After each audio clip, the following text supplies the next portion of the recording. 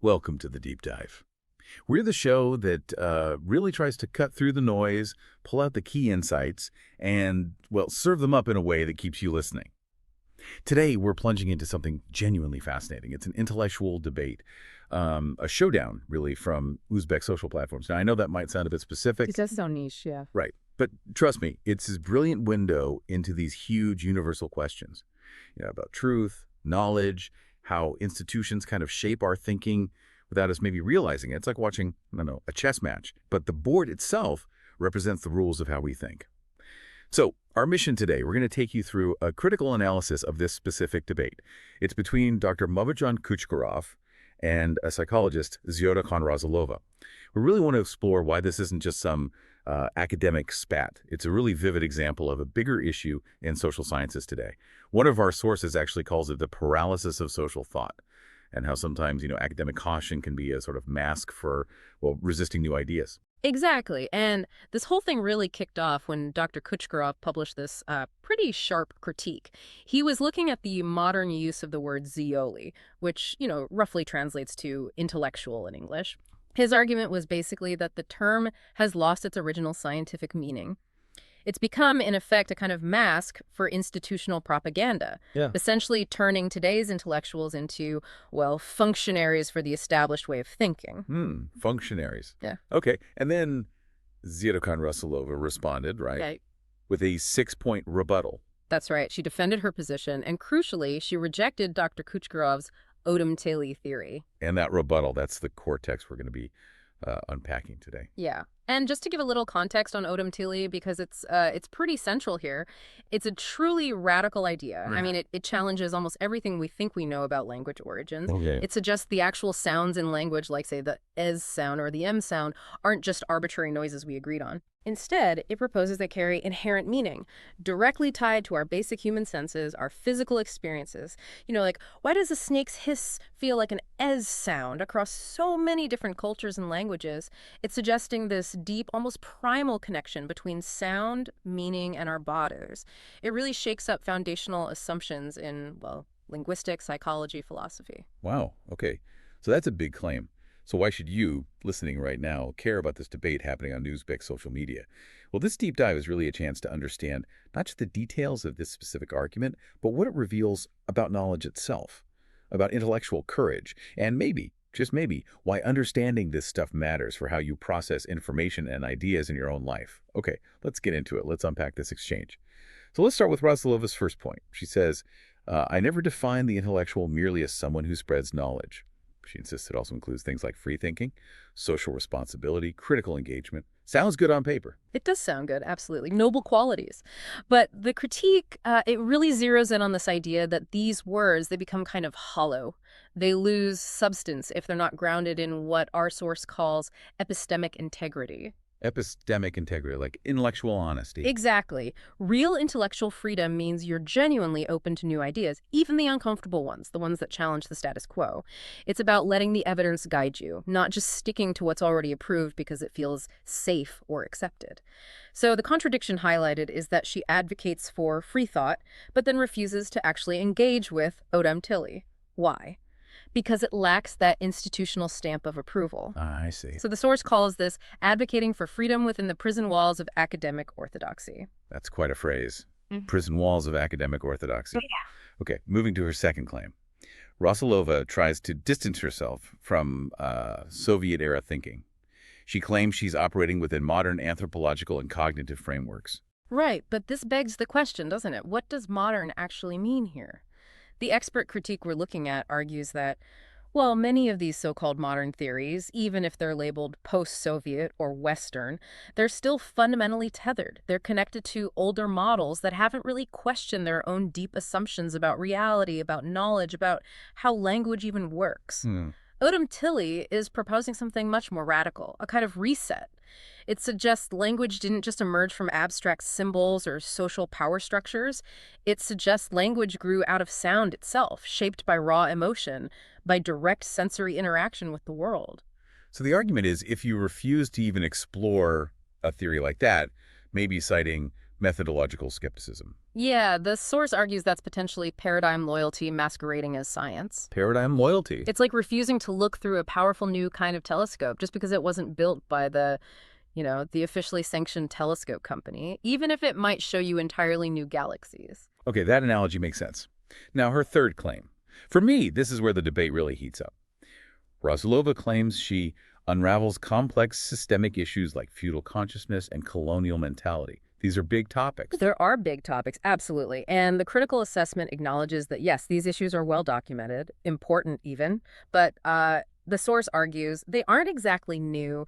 They aren't radical in the sense of overturning fundamental assumptions. They don't disrupt our basic understanding of reality. So it's more like working within existing frameworks. Pretty much. The critique suggests her work largely recirculates ideas from established thinkers, Gramsci, Foucault, said people who focused on power, discourse, social structures. Important work, yes, but work that's been discussed for decades. It doesn't push beyond those frameworks.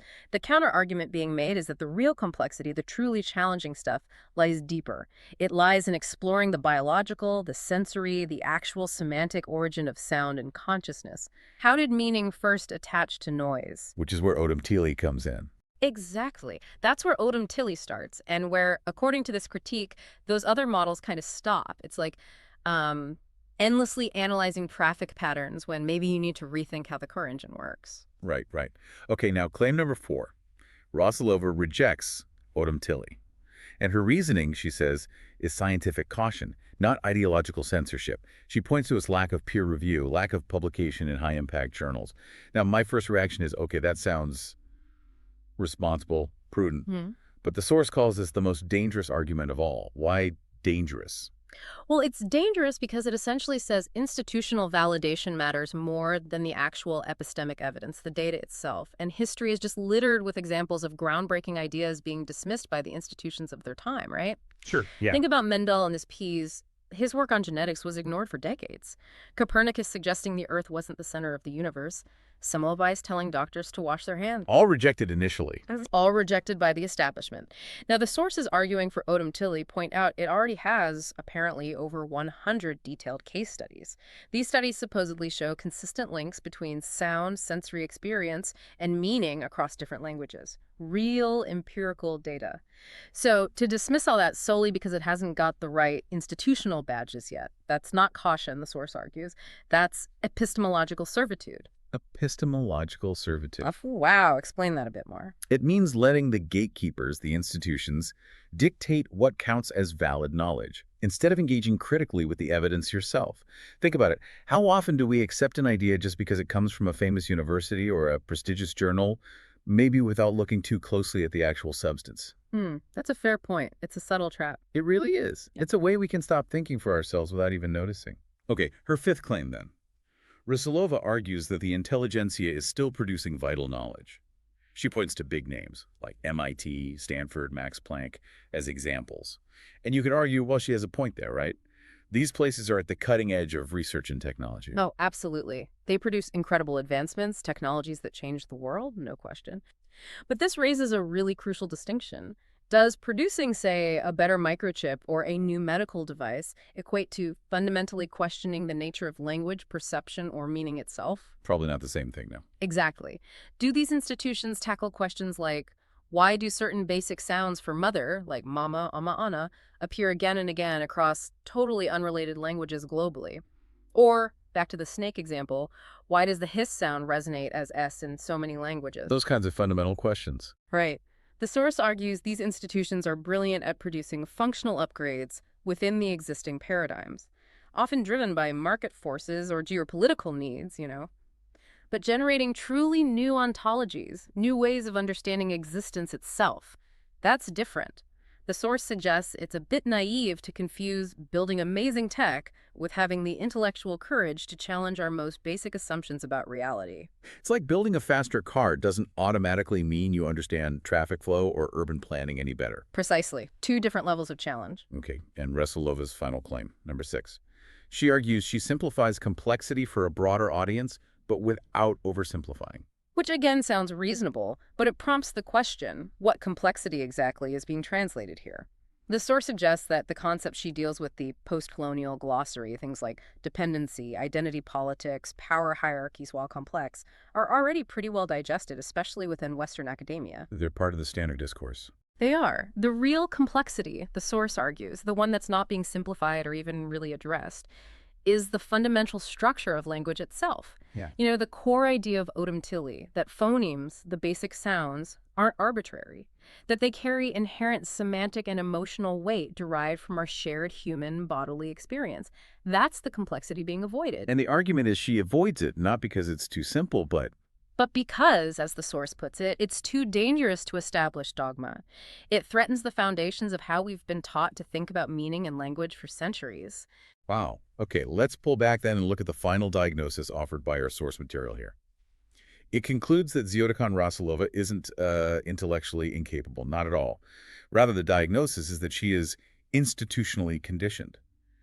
And this specific case is presented as an example of a wider issue, a kind of pathology in the social sciences, where intellectual risk is pathologized like it's treated as a disease, something you should avoid, and where getting that institutional stamp of approval, publication, peer review, is mistaken for actual epistemological validity, for truth. Right. And the deeper, maybe more troubling truth that this reveals, according to the source, is that many academics, perhaps like Rasulova in this case, they end up serving not truth itself in its raw, potentially disruptive form, but serving the gatekeepers of what is allowed to be called truth within the current system. And this isn't just about one debate in Uzbekistan, is it? This connects to a much bigger picture. Definitely not just Uzbekistan. The source argues this crisis of, let's call it intellectual overcaution, it highlights a significant civilizational imbalance. A civilizational imbalance. How so? Well, think about it. The hard sciences, physics, chemistry, engineering, they are generally allowed to evolve more freely. They follow the data, chase new theories, even weird ones, wherever the empirical evidence leads. They're less ideologically policed, you could say. Okay. But the social sciences, psychology, linguistics, sociology, philosophy, these fields, the source argues, often remain much more ideologically constrained, structurally loyal to existing power dynamics, epistemically cautious to the point of stagnation sometimes. So we end up with this disconnect. A huge disconnect. We're building incredibly sophisticated technology, quantum computing, AI, hypersonic missiles, but our fundamental thinking about ourselves, about society, about meaning, about truth itself is often stuck in these old unexamined frameworks. Like having that super fast car, but still navigating with a map drawn for a horse and buggy. That's a perfect way to put it. That's the imbalance. And the consequence. We've developed these incredibly powerful tools, but we lack a correspondingly sophisticated humanistic language or ethical framework to actually govern them wisely. Yeah. The tools advance rapidly, but the deep understanding needed to guide their use lags behind. And this really brings it home for you, the listener.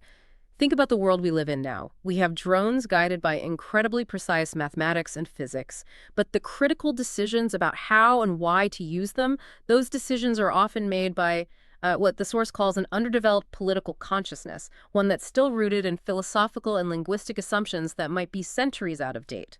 The world is changing way faster than our core understanding of it. It's a sobering thought, this whole deep dive into what seemed like a specific, maybe obscure debate.